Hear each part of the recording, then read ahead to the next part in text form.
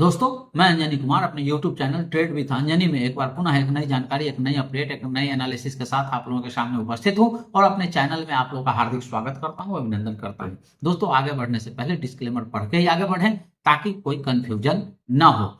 दोस्तों, आज मैं बात करूंगा यस बैंक लिमिटेड की। बहुत पहले शुरुआती दौर में 2020 के आसपास में भी हमने इस पे वीडियो बनाई थी। वो सारे वीडियोस यूट्यूब पे उपलब्ध हैं, आप चाहें तो देख सकते हैं। उस समय जो मेरा इस पे ओपिनियन था वो आज तक सही साबित हुआ है।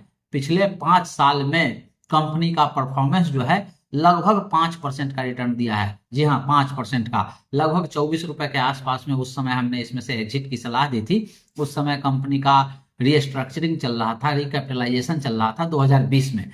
तो उसके बाद से अभी जब मार्केट का माहौल बिल्कुल निगेटिव है और पूरा मार्केट एक बुरे दौर से गुजर रहा है, उसमें यह बहुत ही इंपॉर्टेंट बात है कि आप किस शेयर में पैसा लगाएं और किस शेयर में ना लगाएं।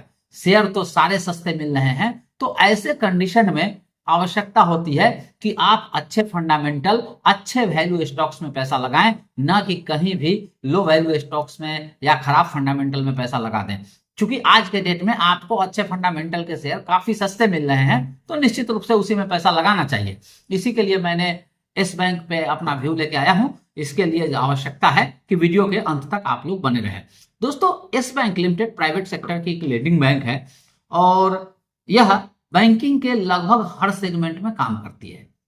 लेकिन 2020 में यह बैंकरप्ट हो गया था, जिसको सभी बैंकों ने मिलकर आरबीआई के इंटरफेरेंस से और सरकार के सहायता से इसको बेल आउट पैकेज दिया था, जिसमें अभी जो इस बैंक में होल्डिंग है उसमें सबसे ज्यादा एसबीआई की होल्डिंग है। सबसे ज्यादा फंडिंग उसने दी थी। आप कह सकते हैं कि इसमें एसबीआई का काफी प्रभाव है। उस तरीके से बैंक सुरक्षित है, इसमें कहीं कोई दिक्कत वाली बात नहीं है। बट बात है वैल्यू और फिनेंशियल्स की। तो फिनेंशियल्स की बात करें तो कंपनी लगभग 53,000 करोड़ पे ट्रेड कर रही है और इसका जो कासा है लगभग 30% के आसपास है, जो ठीक ठाक है, कोई दिक्कत नहीं है। कासा होता है करंट अकाउंट और सेविंग अकाउंट कितना परसेंटेज में है, और उससे चूंकि उसके थ्रू जो पैसा बैंक को मिलता है उस पर काफी कम इंटरेस्ट रेट उसको देना पड़ता है, जबकि जो वो बिजनेस करती है, जो लोन देती है, उसमें वो हायर इंटरेस्ट रेट लेती है कस्टमर से, तो उसके हिसाब से प्रॉफिट ऑफ मार्जिन बढ़ जाता है। जिसका कासा जितना ज्यादा होगा उसका प्रॉफिट ऑफ मार्जिन उतना अच्छा होगा।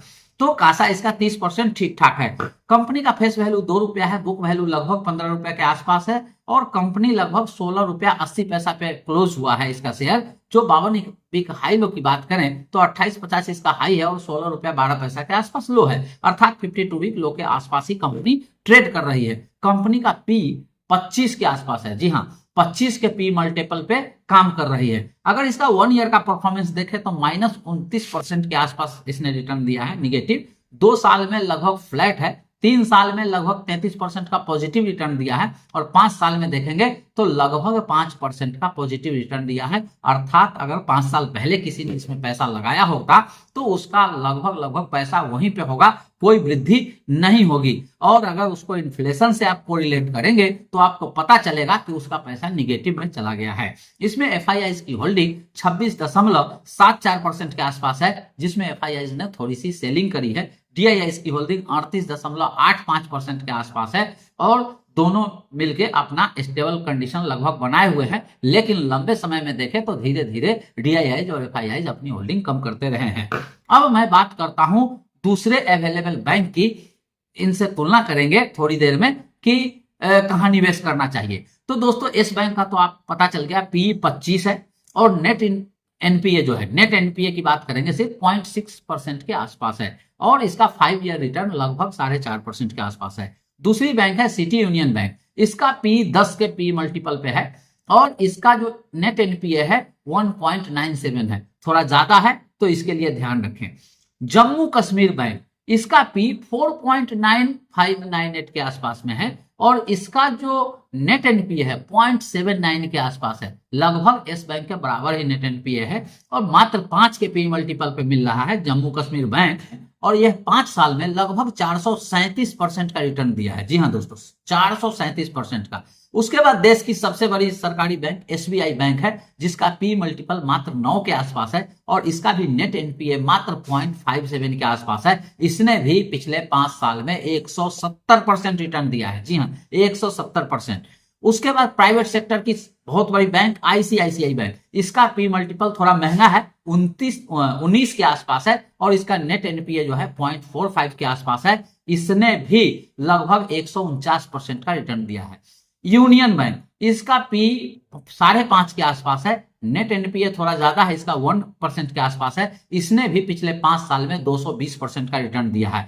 पीएनबी का पी 7 के पी पे चल रही है, इसका नेट एनपीए 0.73 के आसपास है और इसने भी 115% का रिटर्न दिया है। कैनरा बैंक मात्र 5 के पी मल्टीपल के आसपास चल रही है, 1.27 नेट एनपीए, थोड़ा एनपीए इसका ज्यादा है, ध्यान रखिएगा, लेकिन पिछले 5 साल में 225% का रिटर्न इसने भी दिया है। डीसीबी बैंक प्राइवेट बैंक है, डीसीबी बैंक 5.5 के पी मल्टीपल पे चल रहा है, 1.11% इसका नेट एनपीए है और इसने -29% रिटर्न दिया है। सारे लोग टीवी पे बैठ के डीसीबी बैंक खरीदिए, डीसीबी बैंक खरीदिए। 5 साल का परफॉर्मेंस -29% है, ध्यान रखिएगा टीवी देख के निवेश करने वाले लोग। साउथ इंडियन बैंक, इसका पी 5.34% के आसपास है, नेट एनपीए इसका भी थोड़ा ज्यादा है, 1.46% के आसपास है, लेकिन इसने भी 200% का पॉजिटिव रिटर्न दिया है। दोस्तों, मैंने आपके सामने 10 बैंक रखे, जिसमें Jammu Kashmir bank, union bank, Canara bank and south Indian bank, ये 5 ऐसे बैंक है जिसने 200% या उससे ज्यादा रिटर्न दिया है पिछले 5 साल में। बाकी का परफॉर्मेंस उससे कम है और कुछ बैंक का निगेटिव है। इस बैंक का भी लगभग फ्लैट है 5 साल में। तो ऐसे बैंक में आप निवेश ना करें, इसके फंडामेंटल जरूर इंप्रूव हो रहे हैं बट वैल्यूएशन काफी महंगा है अभी, और जब मार्केट गिरावट के दौर में है तो आप अच्छे वैल्यू स्टॉक्स में निवेश करें। दोस्तों, ऐसे ही कंपेरेटिव और ऐसे ही वैल्यूएबल जानकारी के लिए आप हमसे बने रहिए। अगर आपको वीडियो अच्छी लगे तो इसको लाइक करिए, कमेंट करिए और अपने दोस्तों के बीच शेयर जरूर करिए। साथ ही साथ अगर नए लोग हैं तो मेरे YouTube चैनल को सब्सक्राइब करिए, मेरा हौसला बढ़ाइए। साथ ही साथ दोस्तों, अगर आप लंबे समय तक मेरे से जुड़ना चाहते हैं तो डिस्क्रिप्शन में दिए गए शेयर खान ब्रोकर के लिंक से अपना शेयर खान में अकाउंट खोलिए और उसमें निवेश करिए, ट्रेडिंग करिए और आप लंबे समय तक अच्छे मुनाफा, अच्छे वैल्यू एडवाइस का लाभ उठाइए। दोस्तों, इसी के साथ मैं अनिल कुमार आप लोगों से विदा लेता हूं, फिर मिलूंगा अगले वीडियो में। तब तक के लिए नमस्कार।